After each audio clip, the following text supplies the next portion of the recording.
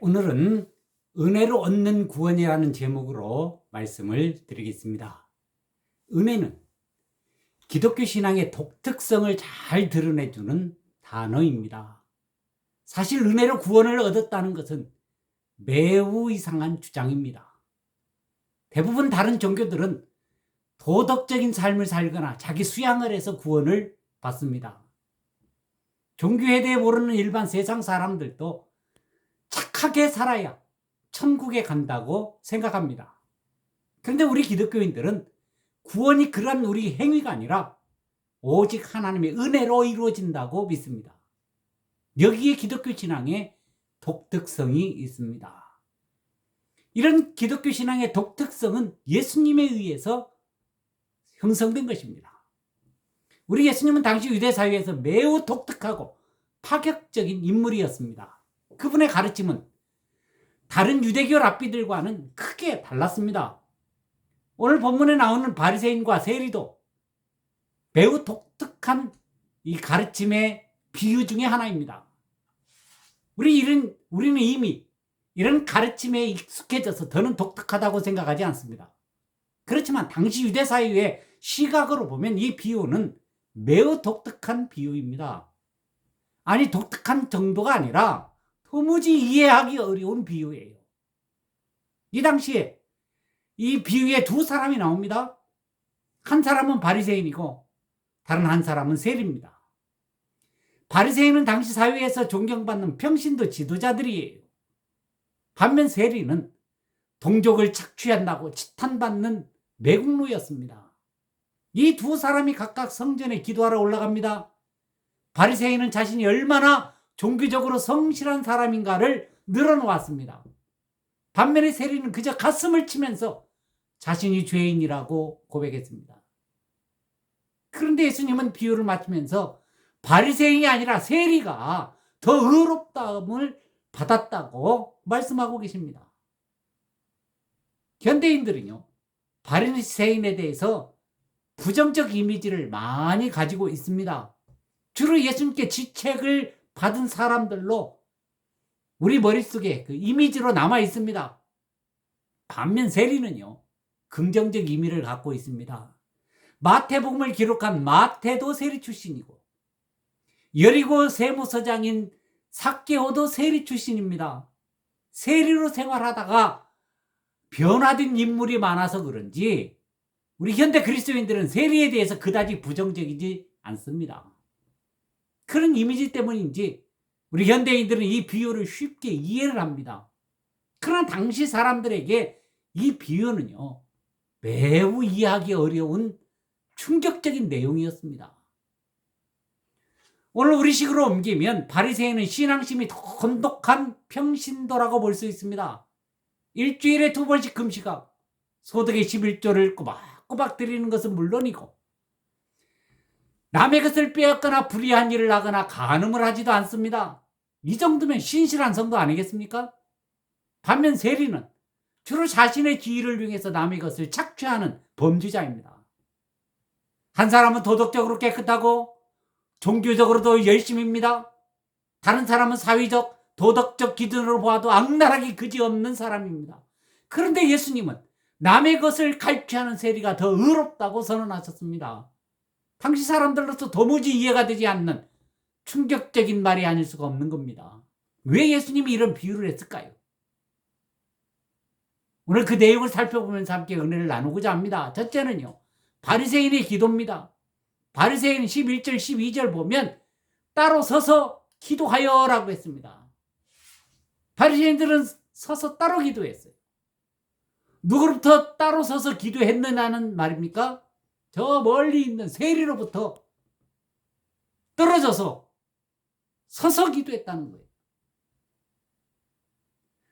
세리가 멀리서 있다고 한 것을 보아서 이 사람은 성전의 앞쪽에 서서 기도한 것으로 보입니다. 서서 기도하는 것 자체 아무 문제 없죠.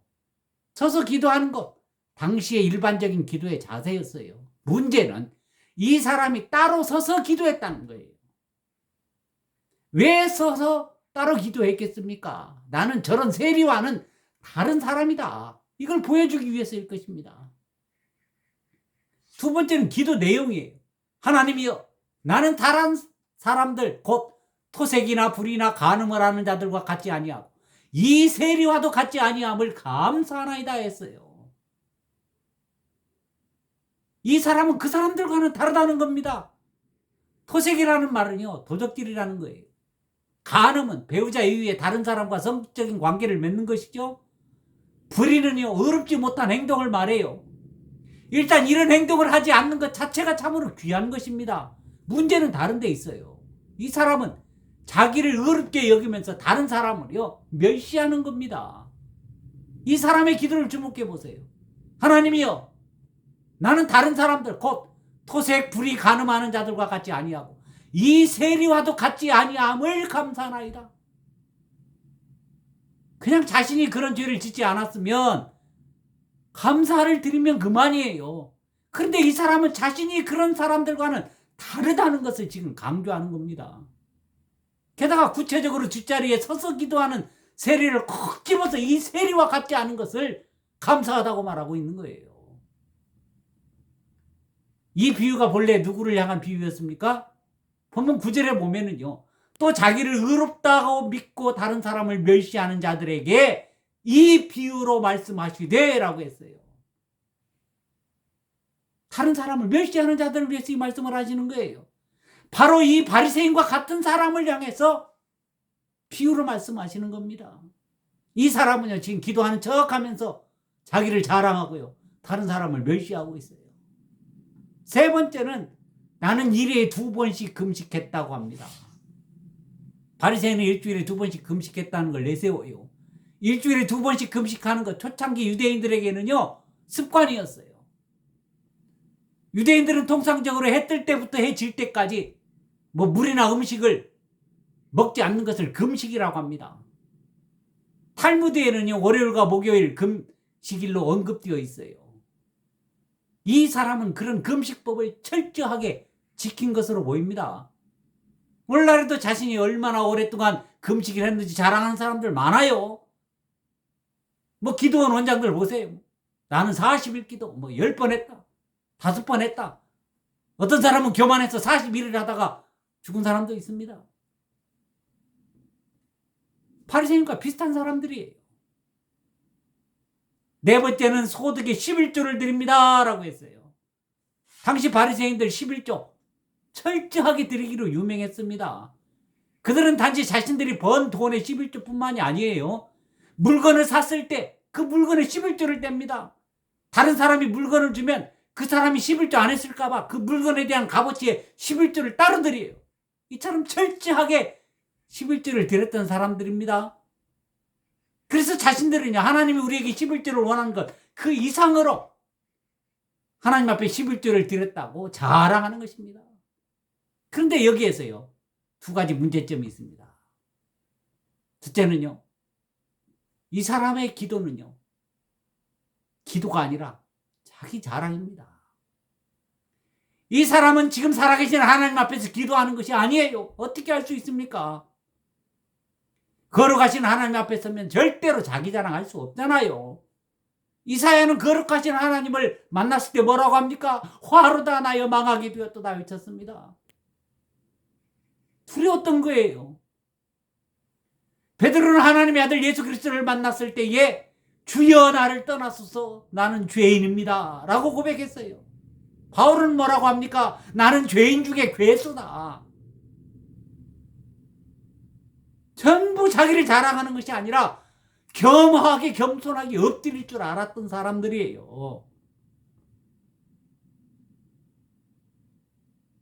그래서 자기 자랑을 하는 건 온전한 기도가 아니라는 거예요.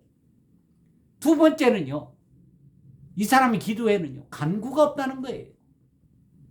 기도 시간에 하나님께 간구하는 거 당연한 거 아니겠습니까? 왜 그래요? 우리는 연약한 인간이기 때문에, 유한한 인간이기 때문에 하나님의 도움 없이는 살아갈 수가 없는 자들입니다. 하나님께 간구하지 않고서는 살아갈 수가 없어요. 유한한 인간이 이 땅에서 살려면 무한한 자원을 가지신 하나님 앞에 간구해야 되는 겁니다. 예수님께서 우리에게 가르쳐주신 모범적인 주기도문에도 나와 있잖아요. 예수님은 우리에게 일용할 양식을 구하고 죄 용서를 구하고 모든 악에서 우리를 건져달라고 기도하라고 했습니다. 그런데 이 사람의 기도에는요, 그런 간구가 전혀 없는 거예요. 이 바리새인은 하나님의 도우심이 필요하지 않았던 것입니다. 결국 이 사람은 하나님의 도우심을 받지 못했습니다. 하나님의 의롭다 하심을 받지 못했어요. 자기를 높이다가 결국 낮아진 거예요. 근데 두 번째로 바리새인의 기도입니다. 본문 13절에 보면 바리새인은 서서 멀리 감히 눈을 들어 하늘을 쳐다보지도 못하고 다만 가슴을 치면서 하나님이여 불쌍히 여기소서 나는 죄인으로소이다 하였느니라고 했습니다. 세리는 멀리 서서 기도했습니다. 성전 앞으로 가서 기도하는 것조차 두려웠습니다. 감히 나는 성전 앞에 나갈 수 없는 존재라고, 부족한 존재라고 느끼고 가까이 갈 수가 없었어요. 또 두 번째는 감히 눈을 들어 하늘을 쳐다보지도 못하고. 왜 그랬을까요? 유대인들은요, 하나님이 하늘에 계시다고 믿었습니다. 그래서 하늘을 쳐다보는 것조차도 나는 자격이 없다고 생각했던 겁니다. 세 번째는 가슴을 쳤다고 했습니다. 가슴을 치는 것은요, 자기 죄에 대한 통회, 회개의 표현이에요. 네 번째는 하나님이여 불쌍히 여기소서 나는 죄인으로소이다. 지금까지 나온 표현, 이 세리의 행동을 묘사한 거예요. 이 세리가 말로 고백한 것은요, 바로 이 두 문장밖에 없어요. 하나님이여 불쌍히 여기소서 나는 죄인입니다. 여기서 불쌍히 여겨달라는 단어, 상징적으로 상당히 깊은 뜻을 담고 있어요. 신약성경에 이곳하고 히브리서 2장 17절에 단 두 번 사용되었어요. 히브리서 2장 17절에 그러므로 그가 범사의 형제들과 같이 드심이 마땅하도다. 이는 하나님의 일에 자비하고 신실한 대제사장이 되어 백성의 죄를 속량하려 하심이라. 이 말씀에서 속량한다는 단어가요, 오늘 불쌍히 여긴다는 단어와 같은 단어입니다. 히브리에서 이 말씀은 예수님께서 십자가를 지심으로 백성들의 죄값을 대신 치르고 용서해 준다는 뜻이에요. 그런 의미에서 백성의 죄를 속량하려 한다고 표현한 겁니다. 이 두 사람, 바리새인과 세리의 비유를 지신 후에 예수님은 아주 충격적인 결론을 내렸습니다. 본문 14절에 내가 너에게 이르노니 이제 저 바리새인이 아니고 이 사람이 의롭다 하심을 받고 그의 집으로 내려갔느니라. 무릇 자기를 높이는 자는 낮아지고 자기를 낮추는 자는 높아지리라 하시니라 했습니다. 예수님은요, 바리새인보다 세리가 더 의롭다 하심을 받고 집에 내려갔다고 하셨습니다. 오늘 우리에게는 쉽게 이해가 되지만 당시 유대인의 관점에서는 이런 예수님의 가르침 쉽게 이해할 수 없었습니다. 아니, 이해할 수 없을 정도가 아니라 매우 충격적인 가르침이었습니다. 율법을 열심히 지키는 바리새인은요, 의롭다함을 받지 못했습니다. 율법을 전혀 지키지 않던 세리는요, 의롭다함을 받았다는 주장, 너무도 불공평한 이상한 주장처럼 들립니다. 예수님은 당시의 다른 랍비들과 비교하면 아주 매우 파격적인 가르침을 전한 것입니다. 그렇다면 이런 파격적인 가르침의 핵심이 뭡니까? 도대체 우리 주님은 이토록 파격적인 비유를 왜 하셨을까요? 경건한 바리새인들은요, 의롭다함을 받지 못했고 악랄한 세리가 의롭다함을 받았다는 이렇게 파격적인 비유를 왜 드셨을까? 그 이유는요, 은혜의 원리로 세상을 변화시키기 위해서입니다. 오직 은혜만이 세상을 진정으로 바꿀 수 있기 때문입니다. 여러분, 나 같은 죄인 중에 귀수인 나 같은 죄인을 구원하신 우리 하나님의 측량할 수 없는 은혜를 기억하십시오. 그 은혜로 여러분의 심령을 충만히 채우십시오. 그리고 이제 그 은혜로 변화된 사람이 되어서 다른 죄인들을 긍휼히 여기는 자들이 되십시오. 그분의 은혜로 이루어지는 아름다운 구원의 역사를 통해서 여러분과 함께 있는 사랑하는 믿음의 식구들과 함께 구원을 나누고 구원의 기쁨에 동참하고 의롭다함을 받은 바로 세리와 같은 우리 주님으로부터 인정받고 칭찬받는 여러분의 아름다운 삶의 현장이 바로 이곳에서 이루어질 수 있기를 주님의 이름으로 축원을 드립니다. 기도하겠습니다. 사랑의 아버지 하나님 감사합니다. 오직 은혜로 구원받은 이 은혜를 우리 모두가 체험하고 이제 그 기쁨과 감격 아래 우리 주님의 뜻을 이루는 삶을 살겠노라고 다시 한번 다짐을 드립니다. 의롭게 여겨졌던 바리새인은 책망을 받았고 죄인으로 지칭되었던 세리는 의롭다함을 받았던 그 오직 한 가지